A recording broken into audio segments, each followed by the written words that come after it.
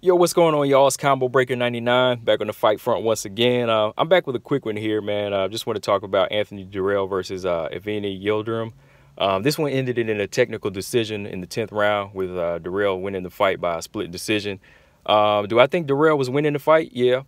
Do I think it was a bad time to stop the fight? Yeah, I do think it was because I don't think Anthony Dirrell's cut was that bad where it had to be stopped right in the middle of a exchange or a clinch. His cut, it wasn't pouring. It wasn't really like pouring blood. The gash was open, but it wasn't really affecting Dirrell's sight at the time of the stoppage. I didn't really see like Dirrell being irritated by it or a lot of blood coming down. I mean, we saw the Badu Jack fight, and that that was blood. You know what I mean? That deserved a stoppage at times, in that fight. But, shout out to Tony Weeks. He could still see that Badu Jack wanted that fight, and he wanted every chance he had, so he kept letting him go. But this fight, Anthony Dirrell had this big gash over his eye. It looked like a little mouth on his eyelid, but at the same time, I could see that he wanted to continue. I didn't see no frustration like he was looking to the referee to quit. He really wanted this fight. So to me, I wish the fight would have kept going. I mean, shout out to Dirrell. He did win the fight because I did feel like he was winning all the way to the 10th, but it kind of robs Yildirim of, getting his chance to win, because you just you still got 2 rounds to go. And I feel like you kind of robbed both fighters of letting them level up in those championship rounds. I mean, shit, you robbed them of the championship rounds. So, that was kind of a bum call for the ref for Yildirim and Dirrell, man. But looking back at the fight, man, first half, I had to give it to Dirrell because I felt like Dirrell, he started off round 1 and 2, boxing nicely, with the jab to the head and to the body. He was really deflecting a lot of power shots from Yildirim on his gloves. Yildirim, he was keeping the pressure on him, but like I said, Dirrell was just using a lot of lateral movement. Dirrell's punches, power punches, they were a lot cleaner in the first round. He was able to split the guard with some nice uppercuts that, really got the attention of Yildirim. He was kind of backing him up a little bit, but I wanted to see Dirrell land more of those punches, and I think if he would have done that more, kind of bust through Yildirim's guard with the uppercuts more in like the 3rd and 4th round, I think he could have put him down or, maybe, got more respect out of him. But 3 and 4, Yildirim, he started turning it up a little bit with the pressure. He started landing more power shots, but there were spots where Dirrell, he was still getting in with some body shots. But the pressure of Yildirim, it was still there. It was still kind of steady where I think the judges, they probably would have gave him those rounds because, he was backing Dirrell up, and Dirrell, he was fighting off the ropes. Now, for me, as a hardcore fan, I can look at a fighter when he's fighting off the ropes, whether he's, having fun as far as, like, he's getting work done and he knows that this is where he wants to be versus somebody who's getting backed up and it's almost like, they're in a situation they don't want to be in, Like, I'll give a guy a round if he is backing up and he's fighting off the ropes because he's luring the guy in, So it was a lot of give and take like that. There were times where Dirrell was on the ropes because he wanted to be there. But then there were a lot of times when Yildirim was just constantly putting that pressure on him and, he had to be there. So the judges probably could have saw those rounds either way, but I would have gave those 2 rounds to 3 and 4 to like Yildirim. But Dirrell, he started fighting more off the ropes and spots, getting the respect of Yildirim. But by 5 and 6, I say Dirrell, he was moving back. I felt like he was landing the cleaner shots.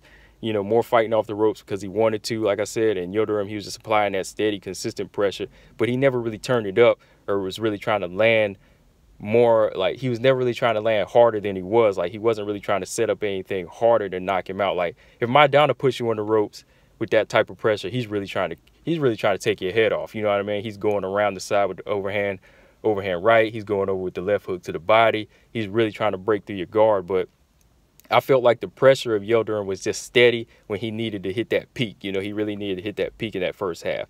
Dirrell, I think his work on the ropes was better because, like I said, at times he was really getting through the guard. He was really breaking through that defense, that high guard of Yildirim. But he really needed to stay in the center of the ring to me and use the uppercuts more because I felt like since he is the boxer, the more athletic guy, he would have got more work done just, staying in the center of the ring. But I say first half of the fight I gave to Dirrell. I say it was like 4 rounds to 2, man.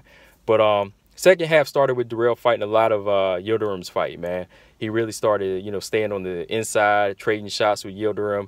Like I said, the judges were probably looking at Yildirim's work as, this is what he wanted to do. You know, this is his ring generalship. You know, this is what he likes to do. You know, so he's really pulling Dirrell into his fight, and he's landing the harder shots. But he was landing a lot of shots. But Dirrell, you know, Dirrell has a chin, man. I gotta say it. He wasn't really able to hurt Dirrell, which is why I don't know why, you know, Dirrell didn't just step on the gas when he was on the inside in that pocket and just put more harder shots on Yildirim, because we saw Dirrell hurt Yildirim with the uppercut earlier. So I wanted to see Dirrell kind of turn it up, land some harder counters, you know, and you know, put that you know, put the power on his shots, because like I said, I felt like Dirrell had the ability to turn that up. But I say, man, like 6 and 7 was where Yildirim was making it closer. You know, I felt like those are the rounds that were kind of close. With in round round 7, there was a headbutt that opened a cut on Dirrell's left eye. That was one over the left eyelid, and he was you know, I ain't gonna lie, Yildirim, he was using this to his advantage. You could see him kind of rubbing it on his head, you know, rubbing his head on the eyelid, trying to hurt him. But round 9, I felt like Dirrell started doing what was going to win him the fight, you know, and that was boxing from the outside with the jab. You know, he was landing and moving. You know, he was still mixing it up on the inside a little bit, but you know, his boxing was the one level that kept him ahead, whereas Yildirim just stayed in the same gear, applying that pressure, but never putting enough on those punches to really hurt Dirrell. Because like Dirrell, he could go on the inside if he wanted to bang with him, but like I said, the judges, they would probably give those rounds to Yildirim. So Dirrell, he had to use his one strength that Yildirim doesn't have, which was the box, which is I felt like he needed to do more of in those earlier rounds. But again, respect to Dirrell for showing the chin on those inside moments, you know, really making it a fight at times.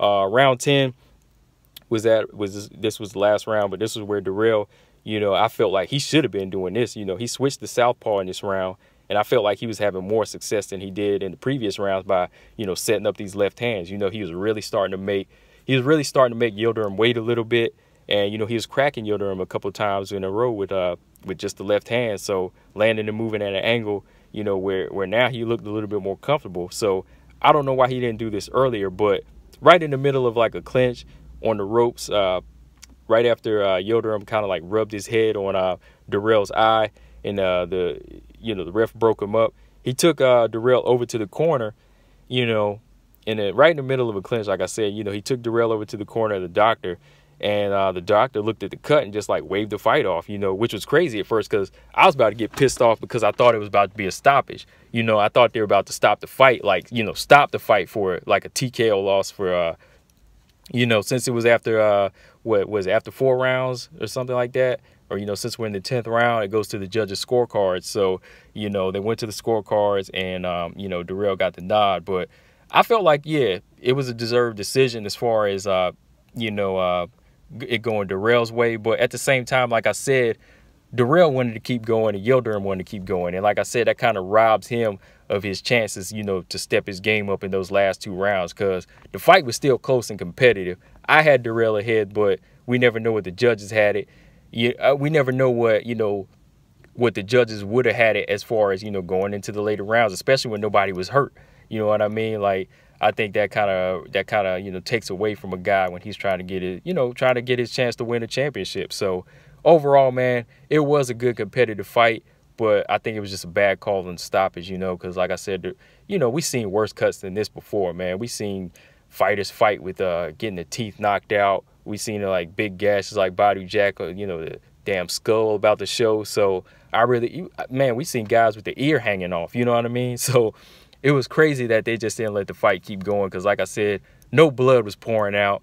You know, Dirrell wanted to keep going. So yeah, man. But let me know what you guys thought about the fight altogether, man, who you had winning.